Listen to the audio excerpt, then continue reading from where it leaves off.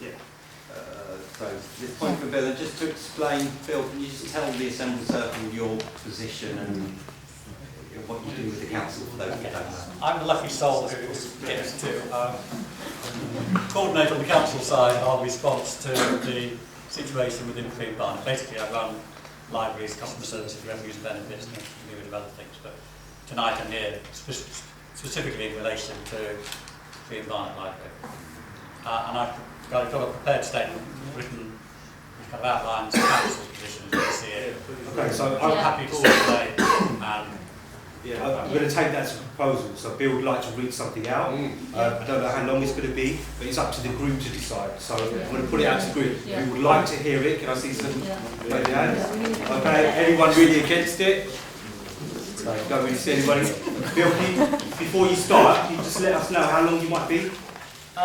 give me 5-6 minutes. I'll give you 4.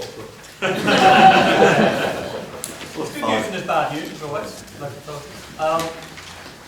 The good news is that the council's position has changed in relation to the need to dispose of the building. As a result of the monies we've gained from a big procurement process we're doing, the council has a bit more flexibility in terms of its need for capital receipts, and the view it's currently taking is that it's willing to look at options both for the community to purchase the building, and we'd like to support the community in trying to do that. There is money available from communities and local government for doing that, and we'd hope this community fund could be helpful in terms of helping the group prepare those bids. That's one option. But we'd also be willing to look at options basically around leasing the building and around the unit. So the council's position has changed, which is good news. However, having activated the community right to bid process, that does now put us into a process. And our current proposal is that we will activate that process on the 26th of February by actually, basically what we have to do is to market the building to both the community and to the wider sector. Because from the council's perspective, you are one organisation that wish to bid, but actually, although I think it's unlikely, but there is also the possibility that there may be other organisations we don't know about. We have to be neutral. So we market the building to the community, but also at the same time we market it to the private sector. If anyone can put in a proposal to use the building. And what we will make clear in that is that we'll either buy or lease option will be considered. And I suppose to clarify, there's a 6-month period for doing that. I have no issues with that. I'm just talking about the protective period during which the asset cannot be transferred elsewhere. In terms of disposal of the building, I think that's good news, but it is going into a process, and there will have to be a decision-making process. That's just the nature of entering into that bit of the legal process, really. Bad news, I guess, is that we do intend to activate our right to regain possession, and we would seek to do that early in February. Okay. Having said that, just to sort of clear up some miscommunication. Just to clear up the issues about what we've asked Community Barnet to do and not do, and thank you to Community Barnet for being here. Given the 2 issues really, one is that they have more expertise than people like I do, and 2, as I said, I've run lots of things at the council. My capacity and my ability to be available as much as might be needed to make this work.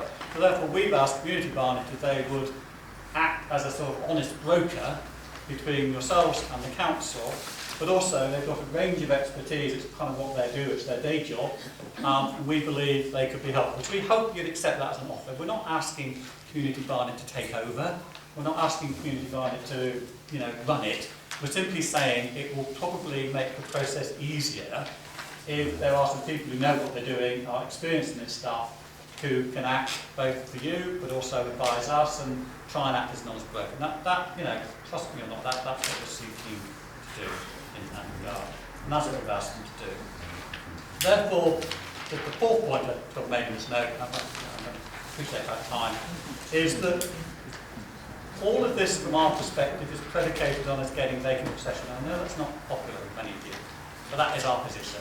That we're not going to grant licence to anybody, frankly, while we've not got vacant possession. For that, no. But there's a prize here, and the council's position has shifted significantly. So I would urge you to recognise there is a prize here to be gained, and we do absolutely want to find a way around a position whereby we can grant a licence to a group to, run this as a community facility, and we'll talk about, resources that we can provide in order to fund that and help make that. So there is some good news in that. But you appreciate we are a kind of bureaucratic body, and we have to operate within the law and legal frameworks. Okay. There's more, and I've done it in writing, so there's no lack of clarity about what the council is saying. Thank you. So there's quite a lot of information and I guess new information. So we've got direct point from Teresa and then Rima, at your hand.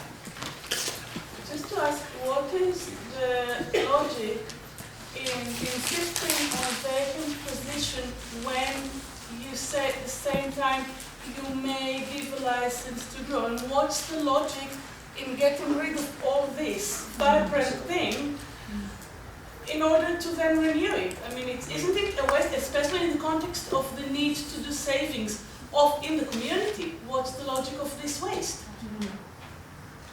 Bill, are you happy to respond? I appreciate your time. You direct me as to when you want me to respond. Yeah, go for it and then well, first of all, we cannot, our lawyer will not allow us to grant anybody a licence when effectively we don't have vacant possession of building. It's just completely non-negotiable from our lawyer's perspective. But that, we can't, because in a sense, you're kind of working on the basis that you're the only people. That's probably likely to look back. We have to live in a world where that might not be the case, particularly now we're in the community right to bid process. And so it is just a sort of non-negotiable.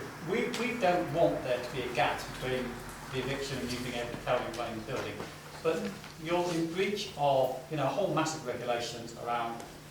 I've tried, I hope Phoenix would agree, I've tried very hard not to be the typical bureaucratic local authority person who quotes health and safety, CRB check, building control regulations, planning regulations. I've avoided, and I've stopped the council, I've avoided actually doing that for several months. But there comes a point where, that is unsustainable. People living here is in breach of planning consent for the building and in breach of building control regulations. We've ignored all that up to now, in a way. And there's a point at which we cannot do that any longer. So, that's the position. We are a legal body. We don't want there to be a big gap, or any gap possible. We don't want to take all the stuff out and put it back in there. That would be silly, clean up. Rima, if we can keep all the points Yeah, quite no, I'll brief, keep it